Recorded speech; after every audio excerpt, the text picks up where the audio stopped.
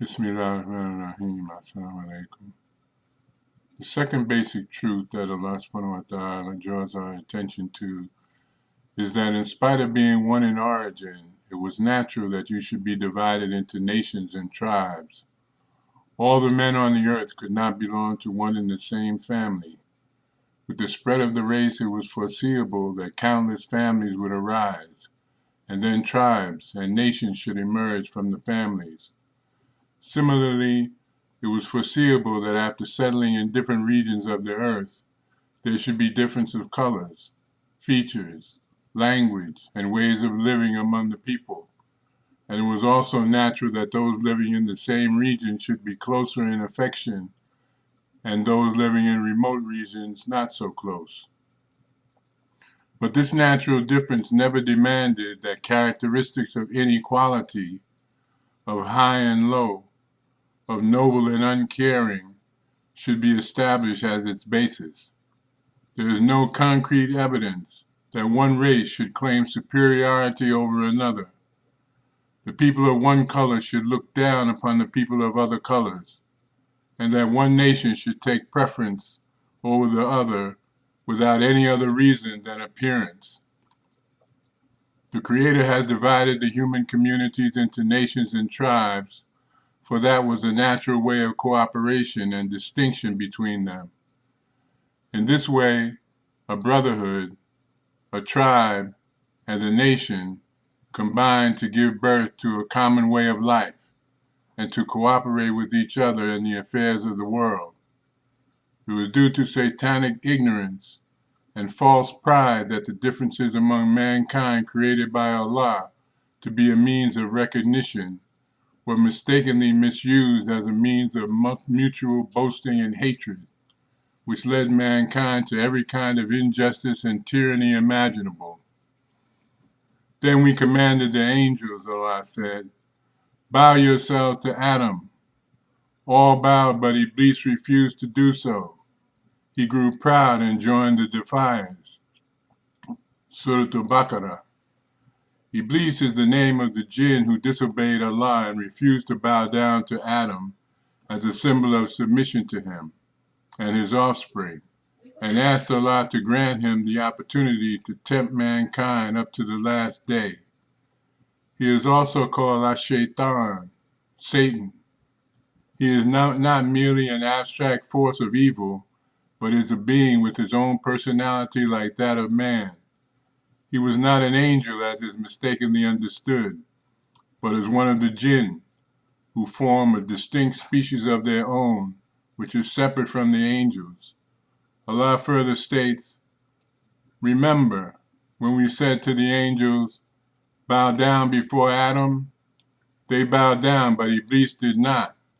He was one of the jinns, so he chose the way of disobedience to his Lord's command. What would you then discard me and make him and his offspring your patrons, though they are your enemies? What a bad substitute it is that these workers of evil are taking. Surah Al-Kahf. From the words of the text, it appears that Iblis was not alone in refusing to bow down before Adam, but a group of the jinn also was bent upon disobedience. Iblis has been particularly mentioned because he was their chief who led the rebellion. But this verse can also be translated as, he was of the disobedient. In this case, it would mean that there already existed a group of rebellious and disobedient jinn who were full of false pride, and Iblis belonged to it. The word shayateen in the Quran has generally been used for these jinn and their species.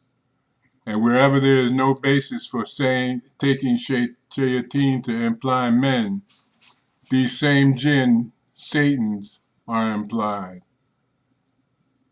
The third basic truth is that the only basis for superiority and excellence that there is or can be between one man and another man is that of moral excellence.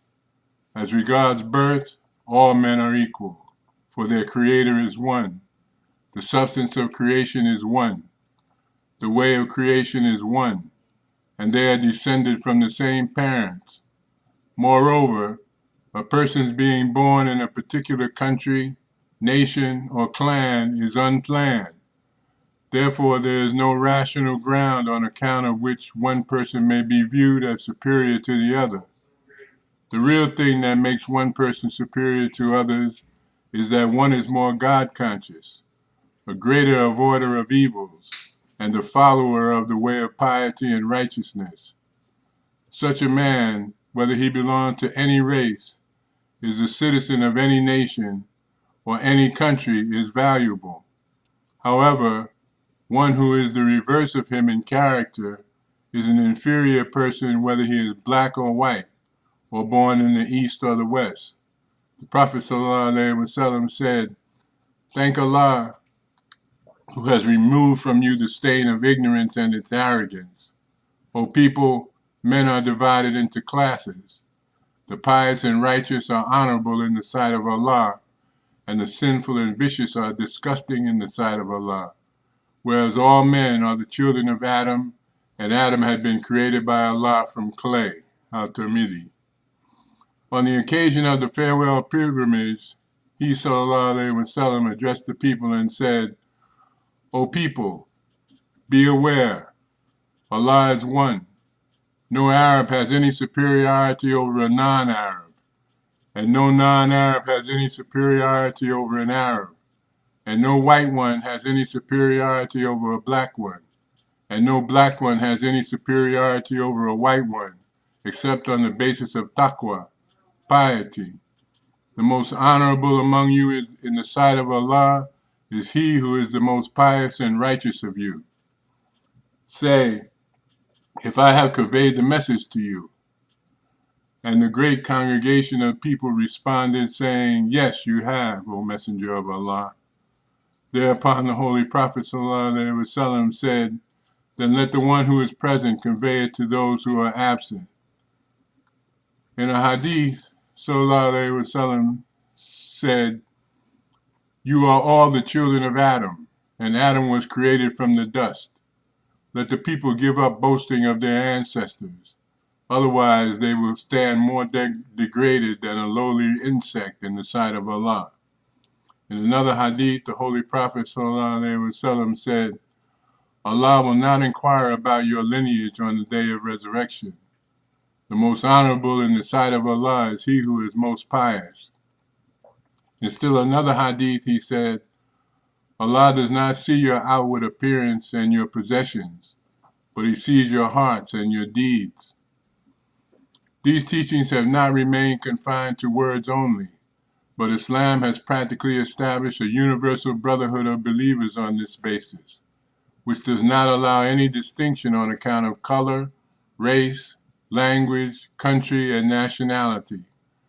A brotherhood and sisterhood, which is free from every concept of high and low, clean and unclean, unkind and respectable, which admits all human beings with equal rights, whether they belong to any race and nation, any land or region. Even the opponents of Islam have had to admit that no precedent can be found in any religion or any system of the success with which the principle of human equality and unity has been given more practical shape than as in the Muslim society. Islam is the only religion which has welded together and combined innumerable races and communities scattered in all the corners of the earth into one universal Islamic community. In the minds of some, there is a misunderstanding which needs to be clarified as it relates to marriage. The importance that Islamic law gives to sameness of status in marriage has been taken out of context by some people, in the sense that some brotherhoods are noble and some unkind, and matrimonial relations between them are objectionable. However, this, in fact, is a wrong idea. According to Islamic law, any Muslim man can marry any Muslim woman, but the success of the matrimonial life depends on maximum harmony and cooperation between the spouses as regards habits, characteristics, ways of life, family traditions, and economic and social status, so that they may get along well with each other. The real object is being equal and alike. Where there is difference and inequality between the man and the woman in this regard, lifelong companionship will be difficult. That is why the Islamic law disapproves of such intermarriages, and not for the reason that one of the spouses is noble and the other unkind, but for the reason that in case there is a clear and apparent difference and an increase in the status of one above the other, there would be a greater possibility of the failure of the matrimonial life if the marriage relationship is established. That is, it is only known to Allah who is a man of high rank and who is inferior in respect of qualities and characteristics. The standards of high and low that people have set up on their own accord are not acceptable to nor approved by Allah. Maybe that one who has been regarded as a man of high rank in the world is declared as the lowest of the low in the final judgment of Allah.